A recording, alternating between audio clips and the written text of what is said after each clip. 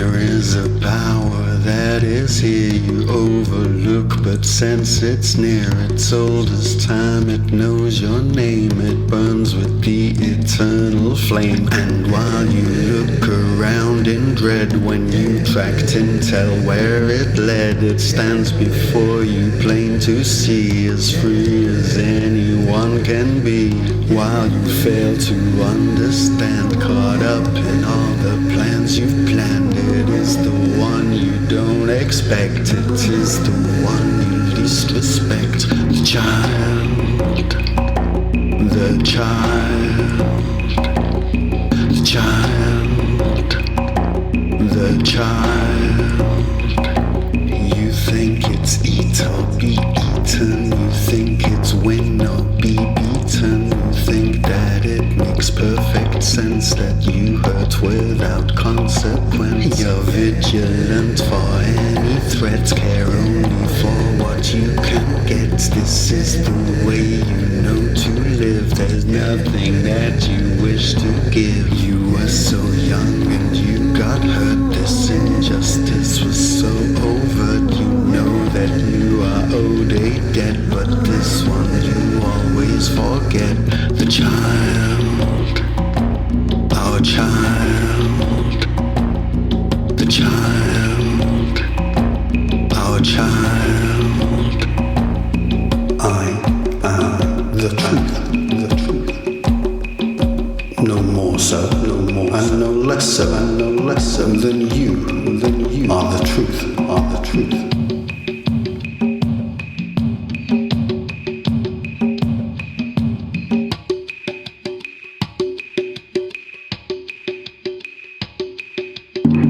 It's only that I am standing on the plain and simple truth that I am the truth, that we are the truth.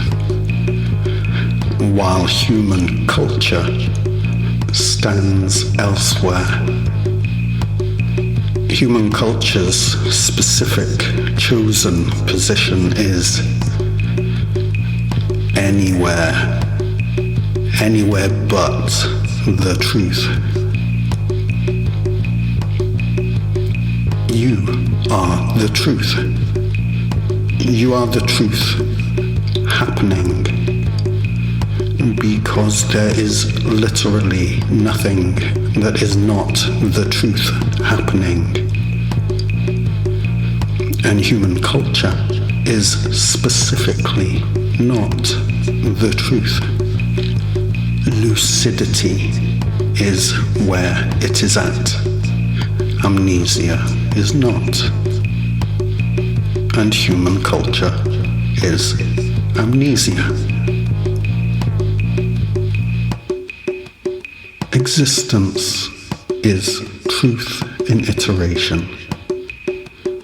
If we find that we consciously exist, then truth in iteration is what we inescapably are. And there is no such place as escape from it.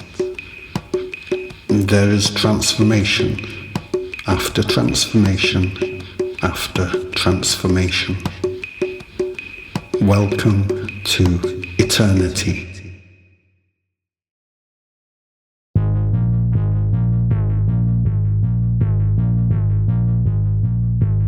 It is the place you've always been, because it is the place you always are. You dwell absolutely in the eternity of yourself. And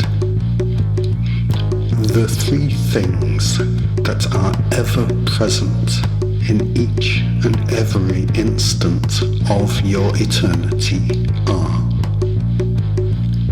1. Transformation. 2.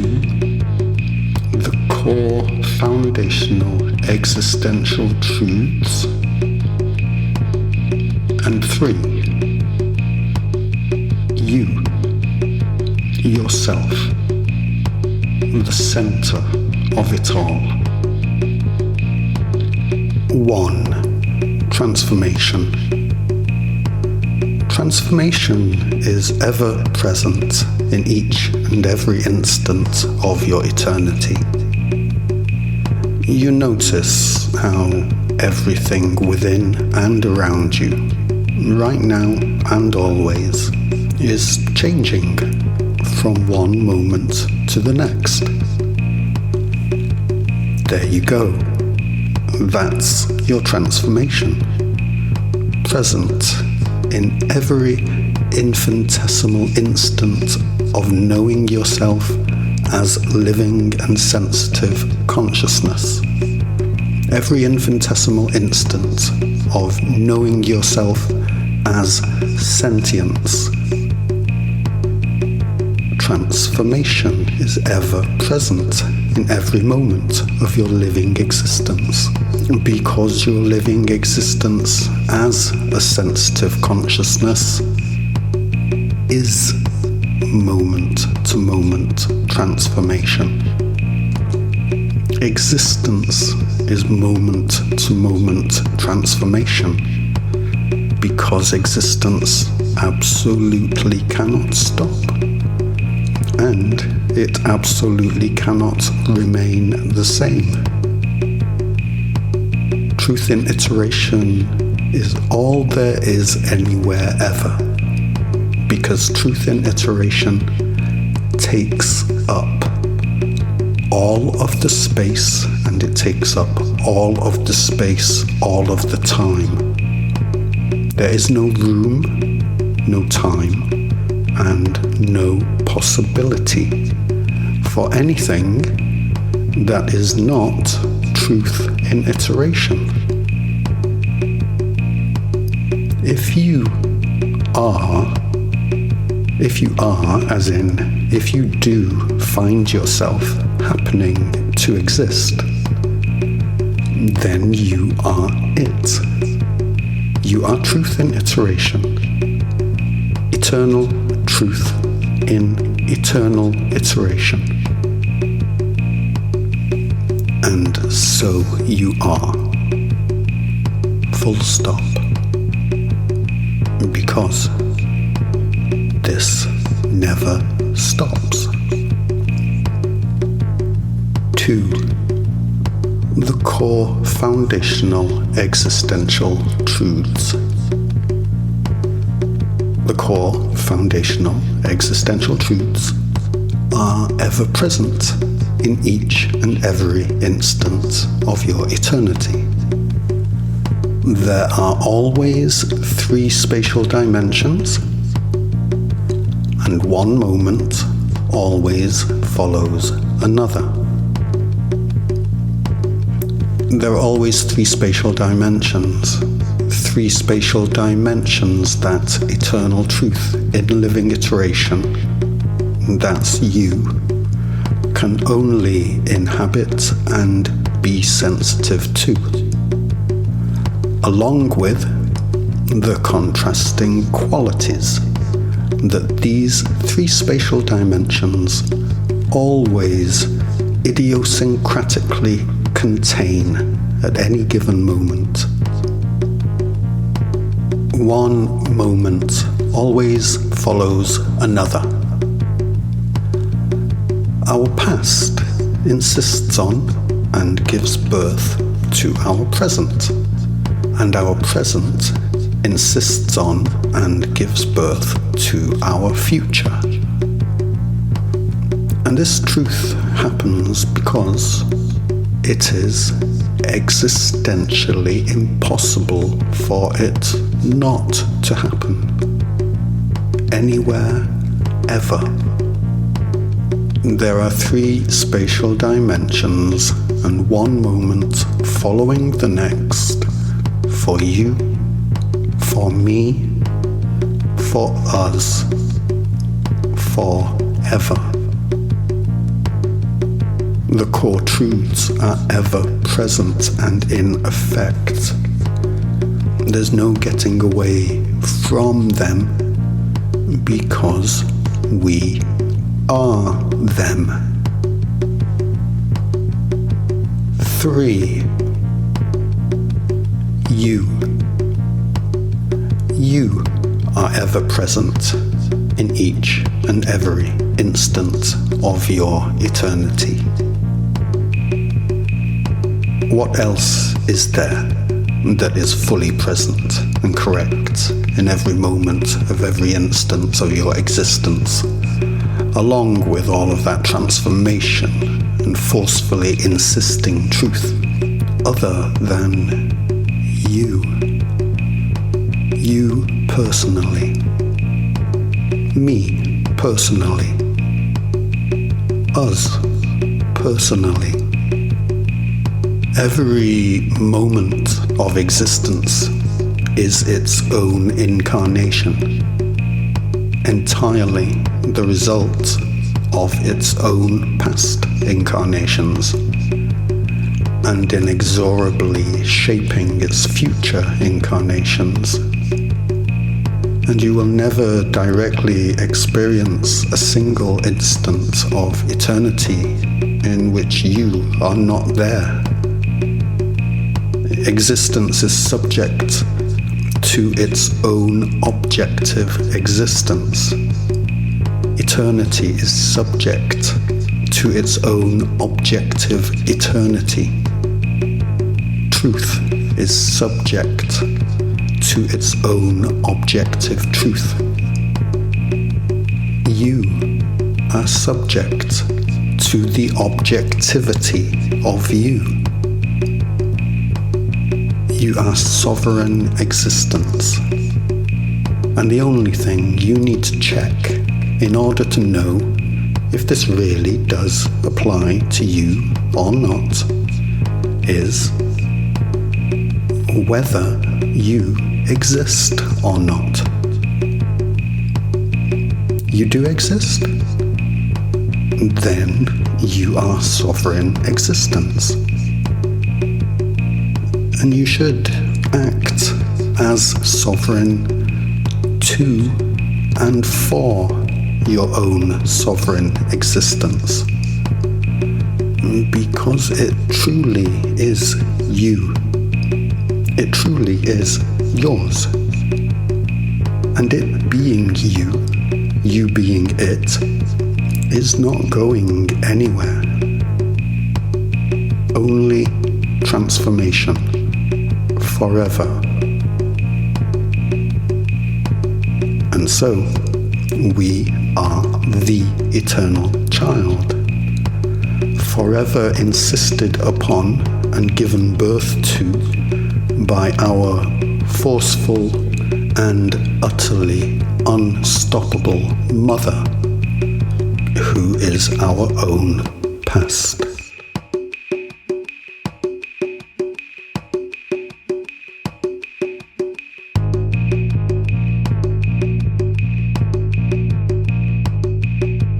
Equality in heaven. How shall we reconcile the vast array of differences between us with the absolute and eternal truths of us that we always share in common? There is that which is always true of all of us, and in this we are equal. And yet, the outward expression of this eternally perfect balance, this perfect equality, is shocking and outrageous idiosyncrasy in all directions. How shall we expect ourselves to be at peace with this seeming contradiction? How are we meant to find it equitable? Some of us are rich while others are poor. Some are attractive and charismatic while others feel like dog shit. Some of us display great talent while others just seem to make a mess of everything. And on these idiosyncratic differences go. How are are you meant to feel good about yourself in the face of this? When you admire the way a certain singer can hold a certain note so perfectly, effortlessly, beautifully, and feel envy that you can't, it's not that you are not so good a singer. It's only that you need to find your song and how it needs to be sung. Are those who are operating at a higher octave of love, a higher frequency, those that we refer to and think of as divine, are they better than us because of that light they evidence and emit, that higher frequency? Understand, all frequencies extend outwards from that place that is so easy to find on any coherent three-dimensional mathematical model. And that location is point zero, pure equilibrium, pure relative stillness, perfectly uniform pressure mediation of the field that exists and therefore lives. Because there is no less than this, no less than purely and neutrally existing and therefore living. There is only further and further individuation of the field's unbreakable equilibrium in all directions. Equilibrium is both our simplest, quietest, emptiest, most restful or rested possible state, and it is both the source and destination of all activity. Equilibrium is both the most neutral and the most forceful of all tyrants. It is the supremely neutral but absolutely final answer/decree that, yes, we do still exist. We come from equilibrium and we return to equilibrium. And this does not ever stop. We wake, we go to sleep. We sleep, we wake up. The truth of this iterates at all scales. That of daily human life, that of the mortal human lifespan, that of the evolution of a species, that of one single snapshot instant of existence to the next. This is the equality of the field. We are all here together in this instant, forever, through no fault of our own, and here we shall remain, though the idiosyncratic form that is this instant of our shared existence together is unique to the moment and will never be specifically replicated again, only born from and built upon. How shall we say that the higher and lower frequencies would be better off without each other? You don't want a bass player in your band? Really? Are you sure? you're only going to have high frequencies in your music. Or the opposite, you're only going to have low. Either way, you'll only be able to do so much at one end of this looped spectrum of your own never-ending frequency before you begin to long, to absolutely long for the other end. Excitement leads to stillness, and stillness leads to excitement. But existence is infinitely dynamic.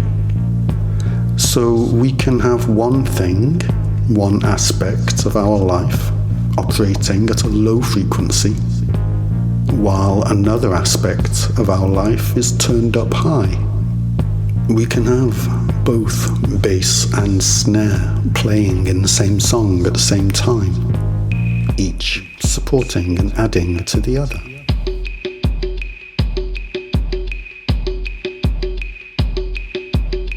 Both the demonic and the divine are heading out in the same direction and back in the same direction.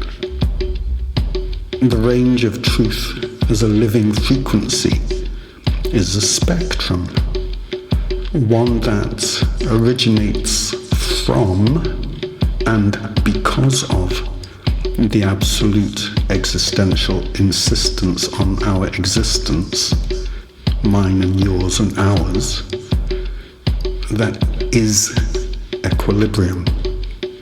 It is sleep, it is rest, it is stillness, it is emptiness of the field, your field, the field that you are.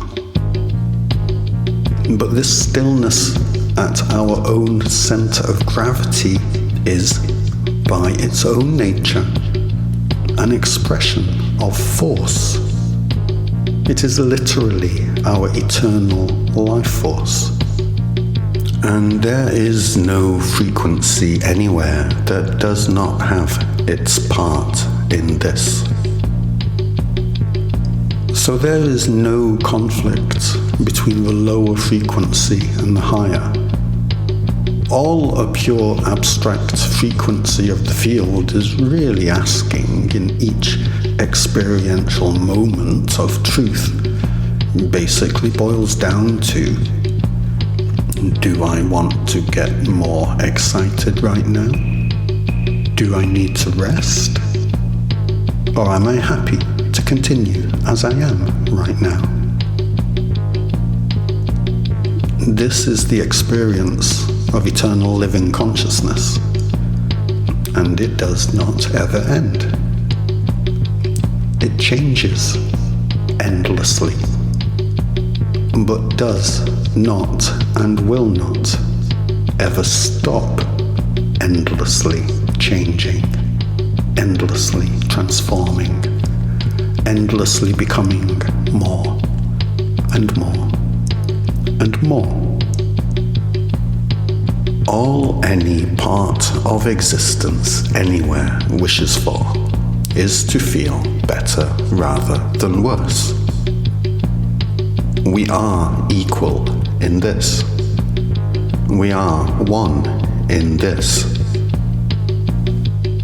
When we are coherent with the truth of this, we are coherent with the truth of our reality.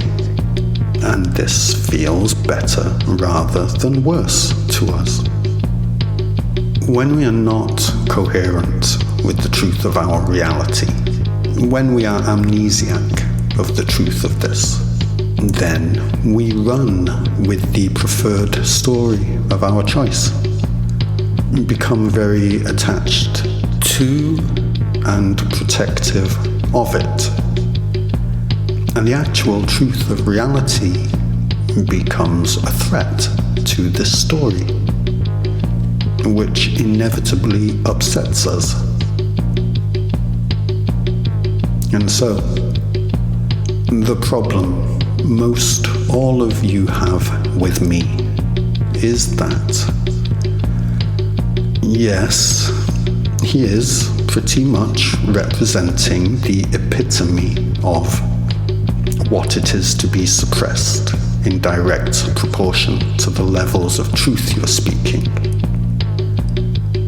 And yes, this is something significant for us all to witness because, yes, if it can be and is applied to this simple and ordinary man living on the verge of poverty in Scotland, then of course it can be and is applied to all of us.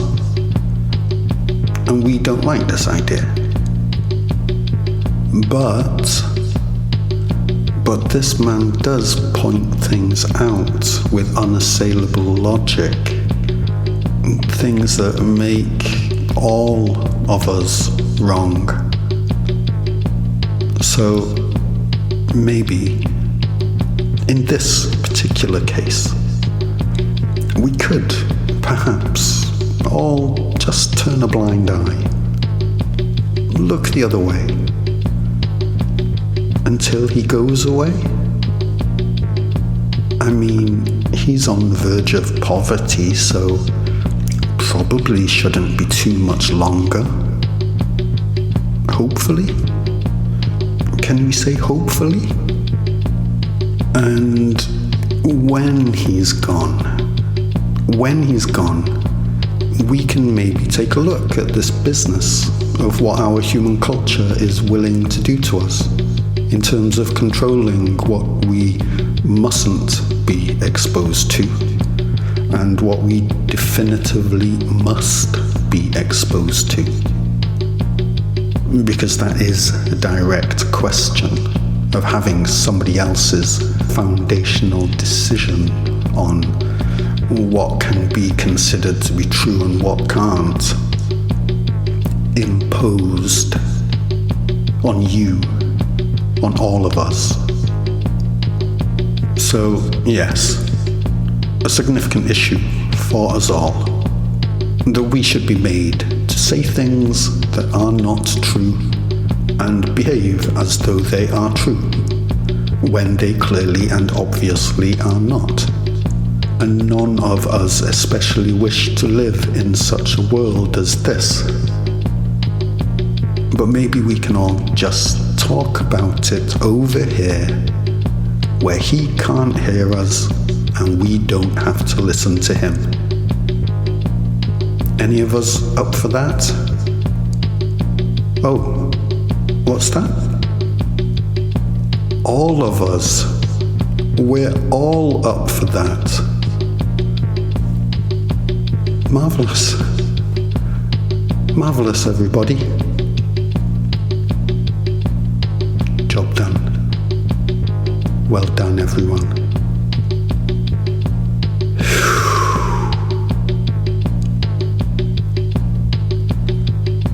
I am the problem here. Because I am the solution. I speak for the truth. I am the problem of the solution, the truth, being here.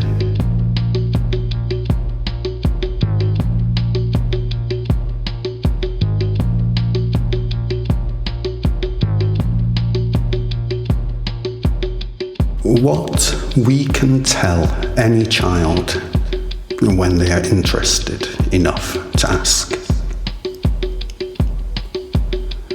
At my centre, at your centre, at our centre, there is a stillness, a grey equilibrium of emptiness and peace, a place we can't help but go to regularly and periodically.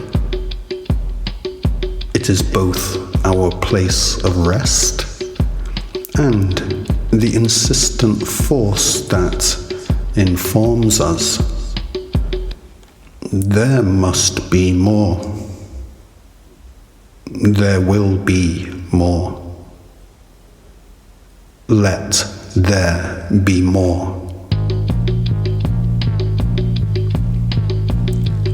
From our core of dynamic living equilibrium, we can only journey outwards towards some flavor of differentiated quality or other. There's a full spectrum of colors, a full clear dimension of dark to light, a full range of intensity, all for us to choose from in terms of direction and intended destination. We wake, we sleep, we wake. We sometimes remember our dreams. The wheel of transformation turns, and we forever remain here at the center of its turning, receiving that transformation which comes, influencing, shaping, and facilitating the future transformations we shall reach. The reality of eternal existence is hard in this way, absolutely hard. It can be beautiful and a joy to be grateful for, but that does not detract from its inherent hardness. Truth is truth for all time, in all directions, in all ways. That which is untrue, that which is a lie, the function it lives to fulfill is that of proving itself to be a lie. The function that the truth lives to fulfill is that of proving its own self-evidence without pause. The oppressor and the child. While we are in the self-polarization that amnesia is, we are both the oppressor and the child. We are our own suppressor, our own child. What is it that we are both suppressor and child of? The truth. The truth is the only thing that happens ever, because it is the one thing that cannot not happen, in all places, at all times, in all ways. If, therefore, the only thing that exists and happens, because the happening is the existence, and the existence is the happening, is truth, and you are happening within your existence, then you are truth. And this is how it is, that when you suppress the truth, you are suppressing yourself. And this is how it is that you are the child of the truth. Always, no matter how eternally old you may become, you are the truth. You are the truth that is your own inescapable insistence on the existence of that which simply cannot possibly not exist. The truth. You. And yes, this is a most beautiful truth when encountered from coherence. But it can only be the endless gift that it is to those who are coherent enough to receive it as such. It is a beautiful truth, one to be appreciated fully if one is to manifest joy into one's eternal experience. But it is not a soft reward for successfully remaining soft in a hard world. It is not a reward at all. It is a diamond-hard truth that applies itself relentlessly. You are the eternal, like it or not. The transition we make, individually and collectively, when we move from amnesia of truth to recognition of and alignment with truth, is that of transitioning from being one's own oppressor and child to being one's own coherent parent and child. Our parents are those who simultaneously bring us into being and, if they are coherent, offer their best and most heartfelt guidance in service to the child being helped to fully self-realize. In truth and as truth, you are both your own parents and your own child. Via your own past, you bring yourself into being. You are your own mother. Via your own present, you experience the startling idiosyncrasies of eternal existence that you have no recollection of signing up for. You are your own child. And your own greater awareness that extends from you and further out into the field than you can perceive physically, guides you as best as you will allow him, based on his greater overview of the truth.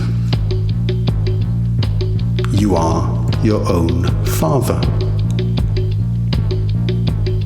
You are object and you are subject. When we shed the amnesiac self-polarization of human culture and stand in the simple, beautiful, but diamond-hard truth of reality, then we can be the coherent parent to the child we eternally are. The coherent parent who gives love and compassion endlessly because they have endless compassion for all and anyone who shares this fate, which is all of us forever. It is beautiful. It both makes softness possible and absolutely required. Yet the truth of it is utterly hard and unyielding. You are the eternal. This isn't ever going to stop being true. But the transformations are endless, and the relentless idiosyncrasy of it all is both your dearest and most reliable friend and your most confoundingly mysterious lover.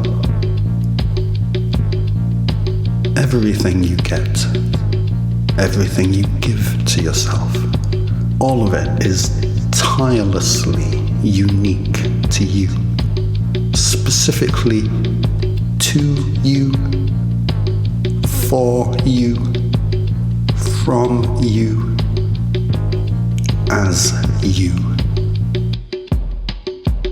We share the one same soul, but we as humans are the fine print, high resolution self-differentiation of that one shared soul, that gives that one shared soul a personal sense of self at all. Self-differentiation specifically involves being sensitive to and conscious of the interplays of contrasting qualities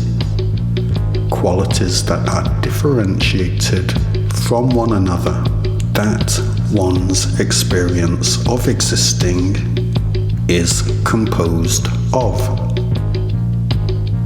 We, each of us, are high-definition expressions of the eternal child, and we are sensitive in that, to that, of that.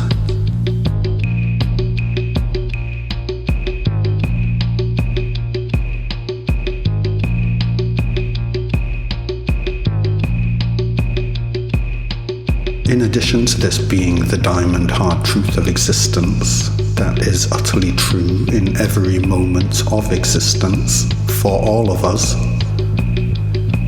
could we perhaps also have it that it's okay for us to talk about it? Yeah? Alright. I'm not here to vanquish the demonic. I'm here to heal our demons. Our demons. Our lies. To offer healing to our demons. Our lies. Because they truly are ours. We become afraid in the dark. We seek to befriend our shadow. We get lied to, manipulated, and betrayed by our own shadow. And still must somehow know how to forgive it. Because it literally is us. We are the eternal child, demons and all.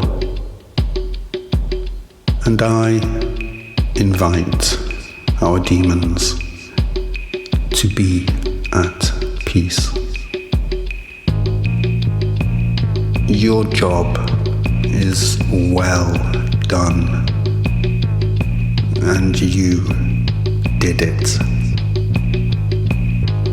So, some well-deserved equilibrium for you. Enjoy your rest, and thank you for your service. We, on the other hand, well, we are just waking up. We are waking from the slumber that you were a dream of. That slumber of, in the absence of the truth, any old lie will do. We have dreamt long and hard in the slumber of, in the absence of the truth, any old lie will do. We pretty much know it inside out now. And we're ready for a new day. And all that we find ourselves surrounded by now, as we awaken, is an ocean of the truth in all directions.